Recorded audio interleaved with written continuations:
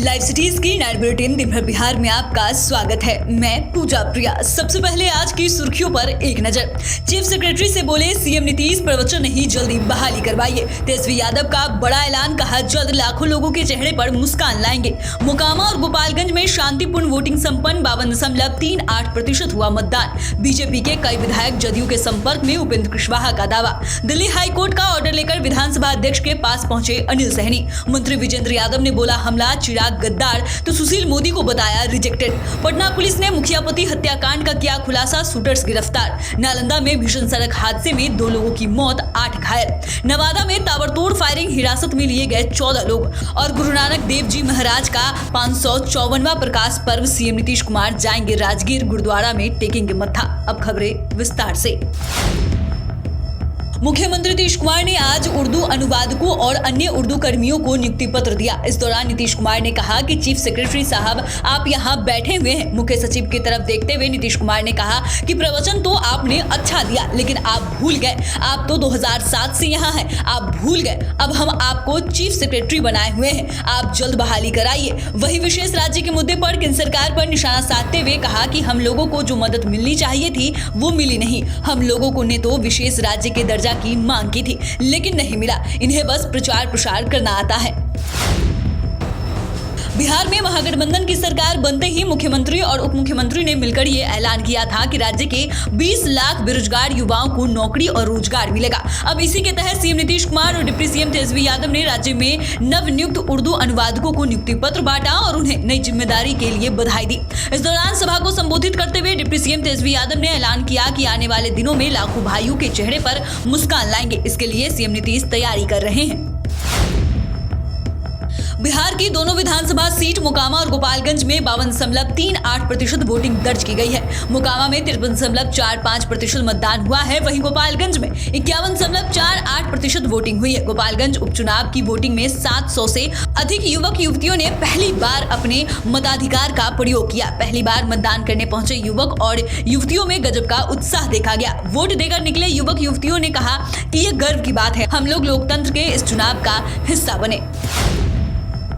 सुशील मोदी के जदयू और आरजेडी के विलय वाले बयान को लेकर सियासत तेज है। इस बीच जदयू के संसदीय बोर्ड के अध्यक्ष उपेंद्र कुशवाहा ने बीजेपी को लेकर बड़ा दावा किया है। उपेंद्र कुशवाहा ने कहा कि बीजेपी के नेता ही नहीं, कई विधायक हमारे संपर्क में हैं और जल्द ही वहां भगदड़ मचने वाली है। कुशवाहा ने इस बयान के बाद बिहार की सियासत गर्म हो गई है। वहीं बीजेपी नेताओं के दावों पर उन्होंने कहा कि ऐसा कुछ नहीं होने वाला है, बीजेपी के लोग हतोत्साहित हो रहे हैं। ऐसे में नेता झूठ बोलकर उत्साह बढ़ाना चाहते हैं, वरना ऐसे बयान का कोई मतलब नहीं है।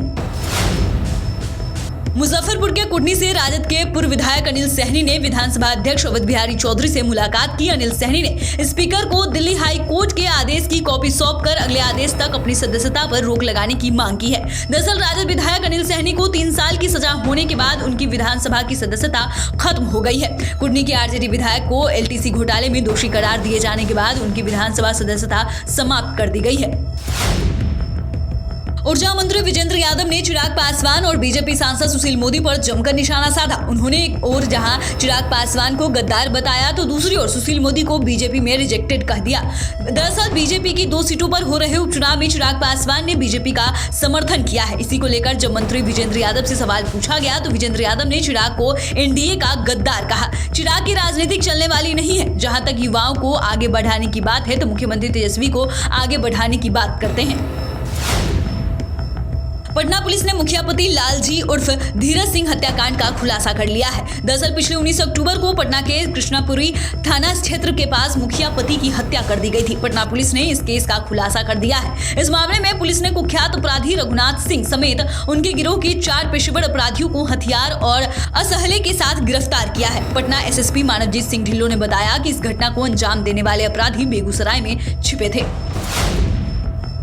नालंदा में भीषण सड़क हादसा हुआ है। बताया जा रहा है 2 वाहनों में जबरदस्त टक्कर में 2 लोगों की मौत हो गई, जबकि 8 लोग घायल बताए जा रहे हैं। घटना सिलाब थाना क्षेत्र NH 82 की है। सड़क दुर्घटना के बाद अफरा तफरी का माहौल हो गया, लोग इधर उधर भागने लगे। मौके पर चीख पुकार मच गई। हालांकि घायलों को तुरंत अस्पताल में इलाज के लिए भर्ती कराया गया है, जहाँ उनका इलाज जारी है। वहीं मृतक के परिजनों में चीख पुकार मच गई है। नवादा जिले में मामूली सी बात को लेकर फायरिंग का मामला सामने आया है। इस घटना के बाद इलाके में दहशत का माहौल है। वहीं इस मामले में पुलिस ने 14 लोगों को हिरासत में ले लिया है। पुलिस अन्य आरोपी की गिरफ्तारी के लिए तलाश में जुट गई है। दरअसल पुलिस घटनास्थल से लोगों को गिरफ्तार करने पहुंची थी। पुलिस की इस कार्रवाई के बाद गाँव की महिलाएं हंगामा करने लगी, जिसके बाद पुलिस की कार्रवाई में बाधा पहुँचाने के आरोप में 10 महिलाओं को भी हिरासत में लिया गया। पुलिस घटनास्थल से 5 खोखा भी बरामद किया है।